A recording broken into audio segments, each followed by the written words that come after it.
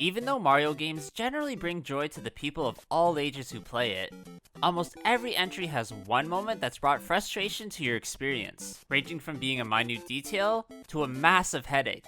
After focusing mainly on positive videos about the mustachioed plumber, I thought today it'd be interesting to do the opposite. Here looking at the most triggering moments in every Super Mario game, going through certain things that make your blood boil in anger during your playthrough. Oh yeah, and before we get started, my name is Copycat, and if you haven't yet then please subscribe to my channel, hitting that bell to stay notified when I upload new videos. Of course, the first game we're going to look at, as it's the very first in the series, is Super Mario Bros. For the NES, which has one of the most triggering moments ever, in what happens when you figure out the King Koopa you were facing off against was fake, as well as the princess you were rescuing. This is obviously the case in the castles of World 1 to 7, and once you defeat the fake foe and realize the princess is a fraud, Toad greets you exclaiming, "Thank you, Mario, but our princess is in another castle." Seeing this over and over again gets incredibly old incredibly fast. And I wish that Nintendo did switch things up a bit, but I get that they were limited by the technology of the time. The next to be released in Western markets was Super Mario Bros. 2 for the NES, which has one boss that enrages me every time I face off against it in the Fry Guy from World 4. This foe has two stages, with the first moving around extremely erratically, spewing flames down on the stage, which can easily damage you as these attacks are really hard to avoid. You have to do all this while skillfully hitting the enemy 3 times with a mushroom block, which will split it into several smaller Fry Guys, who now all jump around the screen in different directions, again, which can easily damage you. This really is my personal most hated moment from this specific entry, but I will respect Nintendo for at least trying something new with the boss fights. As we'll see in the future, they keep using the same ones over and over again. Now, saying Super Mario Bros. 3 for the NES is a masterpiece is definitely an understatement. But if I had to nitpick one thing about it, then that would have to be how annoying one certain type of stages are. These are the water/underwater ones, where you either come across stages where the water level changes and you have to avoid getting eaten by the boss bass, which can be annoying, or the full-on underwater experiences, where you have to navigate through the depths while not getting killed by the myriad of enemies. I'll be honest though, underwater levels usually trigger me in every single game they ever show up in, and I think there's only a few examples I can give of ones I've ever enjoyed. Next, we're going to look at what was the true Japanese sequel to the original that was only released years later under the title Super Mario Bros. The Lost Levels, where my main complaints about it all have to do with its intentional difficulty. This was the whole reason why the game never came out in the non-Japanese market, where the developers wanted to create a much harder experience, but at the sacrifice of what makes Mario games accessible to everyone. Here the level design is absolutely atrocious, there are almost no power-ups, so you need to be really careful with your platforming, and the enemies are placed in incredibly annoying spots, making your playthroughs tedious with only a few moments of fun. Honestly, my only gripe with the portable Super Mario Land Game Boy entry is that the gameplay was way too short, only sporting 4 worlds with 3 levels within each. This means there are only 12 playable stages in total, which in comparison to other experiences is really nothing at all, and after a few playthroughs, there isn't much else to do in this title. I think maybe if the hard mode that becomes activated once you initially beat the game was a bit more fleshed out, then that could have added a bit to the replayability, but unfortunately not much changes other than the addition of a few enemies. Next, I'm going to tell you all what triggers me about the Super Mario World SNES entry. And even though most would consider this one near perfect, I'd have to say that the lackluster multiplayer mode is really what upsets me. What I think myself and most fans expected was a true 2-player co-op experience where both are able to platform on the screen at the same time to complete levels. But instead, it's more of a face-off where you take turns completing levels, doing this really until you beat the game. This really was just a bummer, as more inexperienced players would have benefited from playing with the more experienced ones, rather than just taking turns playing levels, something you sort of already can do in one-player mode by just switching off the controller. Of course, again, this was probably due to the limitations of the time, and at least they tried to include something, but then you can't really market it as a multiplayer experience like I think they were at that time. The second handheld game in the series, Super Mario Land 2 for the Game Boy, only has one fact that triggers my rage, and that it's the only title in the entire franchise where Wario appears. This fatter, more gruff version of the mustachioed hero was created as a brand new villain for Mario, as Nintendo felt the same old rescuing the princess from Bowser was getting a bit stale. So here instead, you win back your own castle while fighting off a unique, but familiar feeling foe. Unfortunately, it's really only the final fight where you even encounter Wario, and it wouldn't be until Super Mario 64 DS where he would appear again in the mainline game. But that was a re-release, so technically he actually never has shown up, although he does have his own spin-off WarioWare series. I get that Wario might not be the most popular character ever created, but the fact that he's been excluded for almost decades, and now that his Wario Land series has seemed to have fizzled out, this is a bit puzzling. I think anyone who's played Super Mario 64 for the N64 will say that the game's amazing, other than one huge thing: the camera. That more often than not limits your ability to properly move through the different courses of Peach's castle. If you're up against a wall, or in a very tight area, then chances are that that camera is not going to cooperate the way you want it to, at times causing you to have to platform either blindly or even partially obstructed. I do understand that this is the first 3D based game in the series, so there are bound to be hiccups in the development. And honestly, it is a pretty small issue, although it's something I still have to deal with through my playthroughs almost 30 years later. The next game to be released, also taking place in the 3D realm, is Super Mario Sunshine for the GameCube, where the most triggering thing about it is the fact that many people hate this specific title, even though I unreservedly love it. I think the reasoning behind it is that it's just so different than really any other entry you'll see in this video. Mainly because it gives you the flash liquidizing ultra dowsing device to both maneuver as well as defeat enemies in a completely different way. This ended up alienating a whole portion of the fanbase who just want Mario to be completely the same across every single one of his appearances, and felt like this one was too weird to be considered good.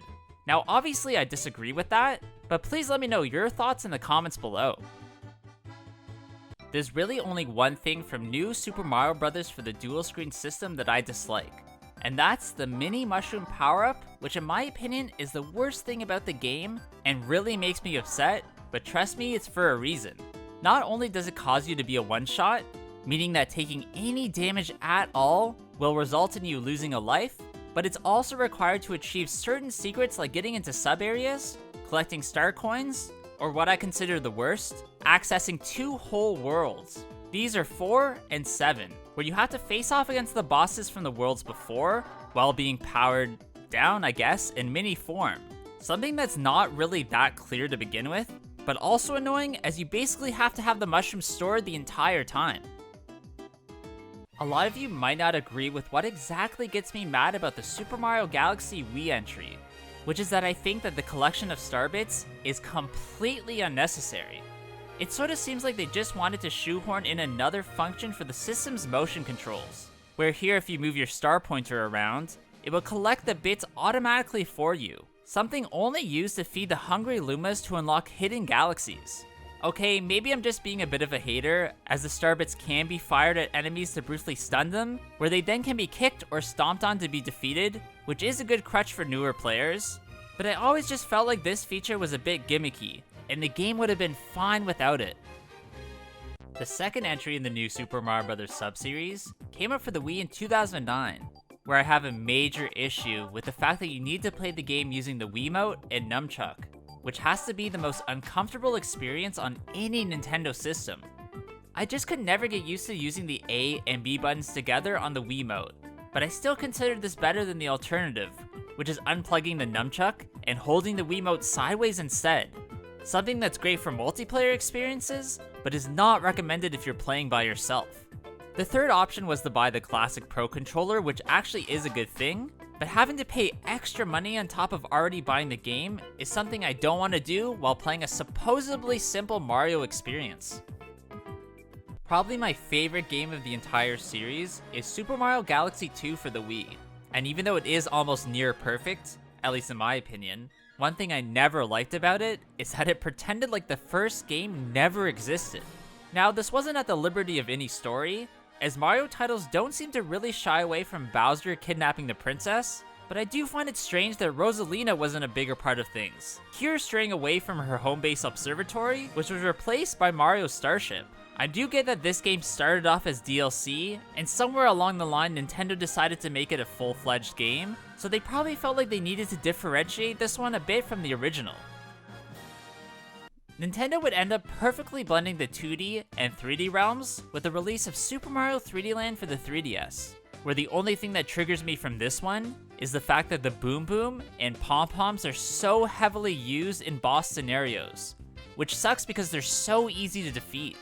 I do get that Nintendo was going strictly for nostalgia here, and if you caught my little known facts in every Mario game video, then you'll know that it was created in response to the 2011 tsunami disaster, and was intentionally made more simplistic. Still, this isn't an excuse to use the same boss over and over again, but in slightly different ways. Something they at least learned their lesson on, and didn't do in the 3D World entry. The third installment of the new Super Mario Bros. Sub-series, Ollie given the moniker of being the second, which is one of the things that triggers me about it, came out for the 3DS in 2012, which has one huge aspect of its fundamental gameplay that I wholeheartedly despise, in the fact that it's way too easy to get coins, and therefore, it's too easy to gain lives. I'm sorry for sounding like such a complainer when it comes to this game, as honestly I felt like Nintendo was running out of ideas, and they thought like putting in gimmicky gold items would add something fun. These just turned out to be way too overpowered, which unfortunately takes away any risk associated with this game, making it way too easy of an experience.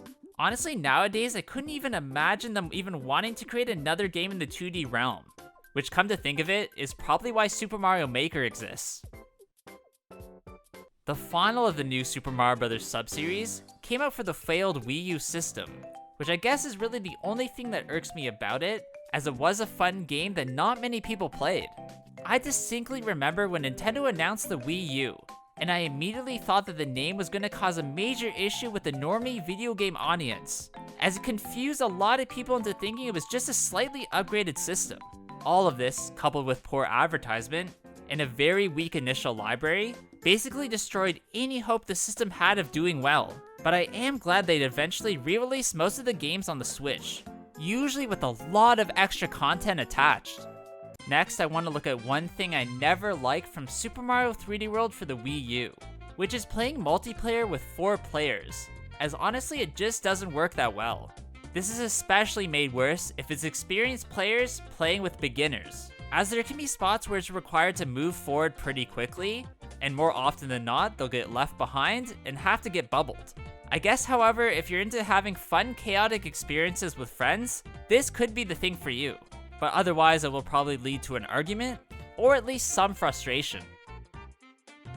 The massive Super Mario Odyssey Switch entry is the second last we're gonna look at, which has one thing that triggers me to no end, and became a huge part of my channel early on, is glitched or cheated balloons that appear in the Luigi's Balloon World online game mode. For those who may not know, Luigi's Balloon World is all about hide and seek, where you either hide the balloon for people to try and find it, or find the balloons that people have already hidden, giving or taking away coins depending on how well you do. Of course, people have to ruin things by performing glitches that place the balloons in almost impossible spots, usually out of bounds. Some of which over time have somewhat been patched by Nintendo, but there's still a few to this day that still work. The final we're going to look at is the Bowser's Fury game mode, which was bundled alongside Super Mario 3D World during its Nintendo Switch re-release, where the most triggering thing about it is the fact that it doesn't really feel like a full-fledged experience. Honestly, this is more akin to a tech demo, or sort of a reimagining of how 3D World mechanics can work. And don't get me wrong, there are fun moments here, but most of the times it just feels bare bones, and therefore a bit too easy. Alright, that's gonna be it for today's video, guys. I really hope you did enjoy this one. If you did, please leave a like, comment below what you thought about it, and of course subscribe to my channel. Also, please go follow my Instagram at CopyCatGamer. There I upload some cool clips and items from my collection that you won't see anywhere else. Hope you guys all have a good day, and I'll see you all in the next one. Bye!